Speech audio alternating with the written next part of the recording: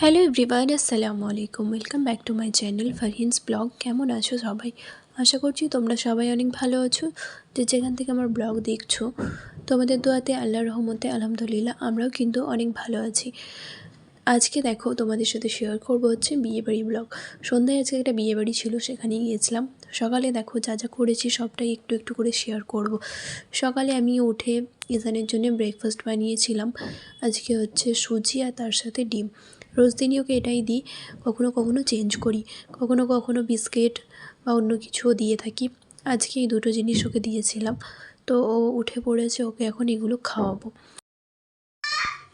এই তো তো গাইস দেখো আজকে সকালে নাস্তার জন্য বানাচ্ছি হচ্ছে এখানে লুচি,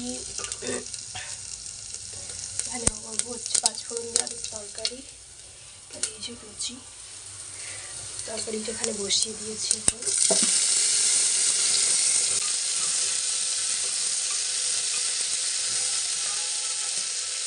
তো গাইস দেখো আমার এখানে লুচি অর্ধেকটা হয়ে গেছে। আটার লুচি করেছি আর তার সাথে করেছি পাঁচফোড়ন দিয়ে সাদা আলুর তরকারি। কি বলো তো, আজকে ভেবেছিলাম পরোটা বানাবো। হাজব্যান্ডকে জিজ্ঞাসা করি তুমি কি খাবে, পরোটা না লুচি? ও বলে যে আমি লুচি খাবো। আর ইজানকে জিজ্ঞেস করলাম, ও বললো যে আমিও তাহলে লুচি খাবো। তো ভাবলাম যে চলো তাহলে পরোটা ছেড়ে দিই, লুচিটাই করে ফেলি। সত্যি বলতে আমার পার্সোনালি লুচি ময়দারই ভালো লাগে। লুচি পরোটা এগুলো আমি ময়দাটাই পছন্দ করি। আটার লুচিটা আমার পছন্দ না, আটার পরোটাও আমার ভালো লাগে না। আটা শুধুমাত্র রুটিই ভালো লাগে। আমার হাজব্যান্ড ও ময়দাটা অতটা পছন্দ করে না, ও বলে যে যাই করবে আটা দিয়েই করো। যার কারণে আটা দিয়ে করলাম। দেখো খুব সুন্দর হয়েছিল, একদম ফুলকো ফুলকো, মনেই হচ্ছে না যে এটা আটার লুচি। খুব ভালো লাগলো। আর হাজব্যান্ডও খেলো, বাড়ির সবাই খেলো খুব মজা করে। এখানে ইজানকে আমি খাইয়ে দিচ্ছি, দেখো ও বলছে না আমি নিজে খাবো। ও একটু একটু করে বড় হচ্ছে, এখনও কখনো বায়না করে যে আমাকে নিজে খাবো, আবার কখনো বলে যে না তুমি খাইয়ে দাও। দেখো আমি এখানে খাইয়ে দিচ্ছি, আমার হাতকে সরিয়ে দিচ্ছে। বাড়িতে আসার বেশ কিছুদিন পরের হচ্ছে এই ভিডিওগুলো, যেগুলো আমি তোমাদের সাথে আজকে শেয়ার করছি।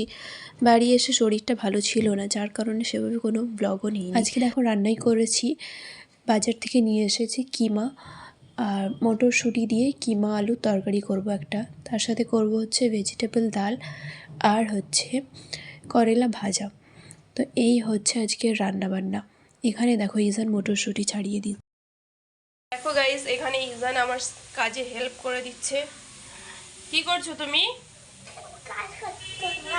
কি কাজ করছো? এই কাজটা কি এটা বলতে কাজ করে দিচ্ছ আম্মা? কাজ করে দিচ্ছ? এগুলো সব তুমি ছাড়িয়েছো? হ্যাঁ। ওই দেখি একটা ছাড়িয়ে দেখাও কেমন করে ছাড়াই। দেখো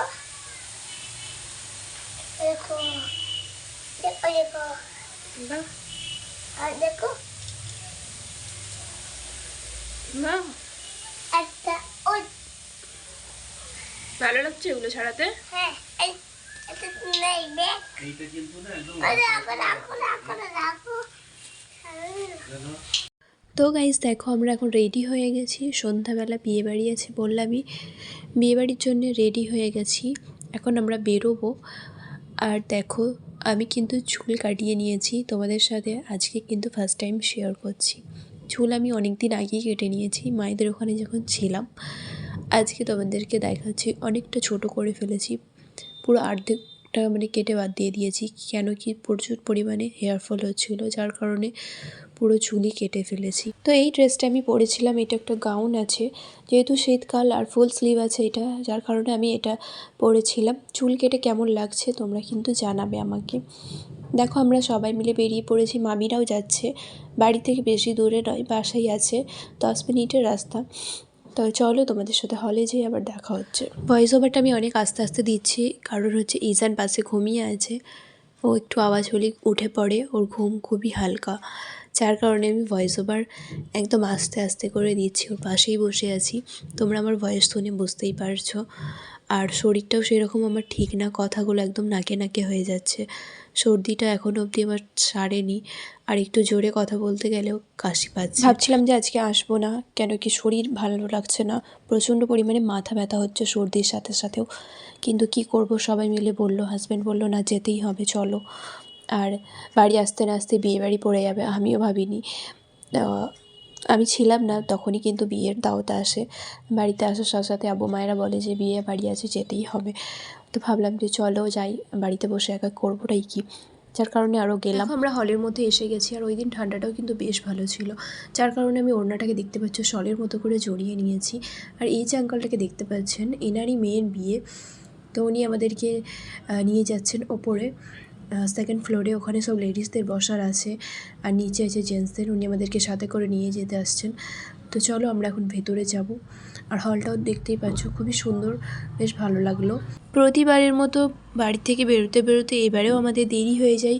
বাড়ি থেকে বেরিয়েছিলাম আমরা 9:30টার সময়, ভাবলাম যে অনেক দেরি হয়ে গেছে, কিন্তু এখানে এসে দেখি হল একদমই ফাঁকা, গ্যাসটা এখনও সেভাবে এসে পৌঁছায়নি, আর বরযাত্রীরও কেউ আসেনি। বেশ ভালো লাগছিল, ফাঁকা ছিল। এখন দেখো লিফটে করে আমরা ওপরে যাব, আর বাচ্চাদেরকে নিয়ে এসেছি, ভাবলাম যে চলো ফাঁকাই খাওয়া দাওয়া করে তাড়াতাড়ি চলেও যাব। ভালোই লাগছে,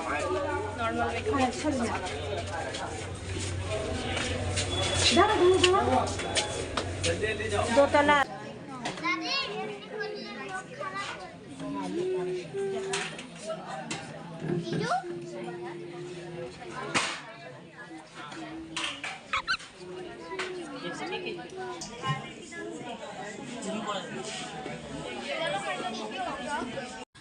দেখো আমরা উপরে এসে গেছি, আর এখন হচ্ছে আমরা বসে আছি, মামিদের ওয়েট করছি। আর উপরে ডেকোরেশন দেখো এইরকম ছিল, কেমন লাগছে তোমরা জানাবে।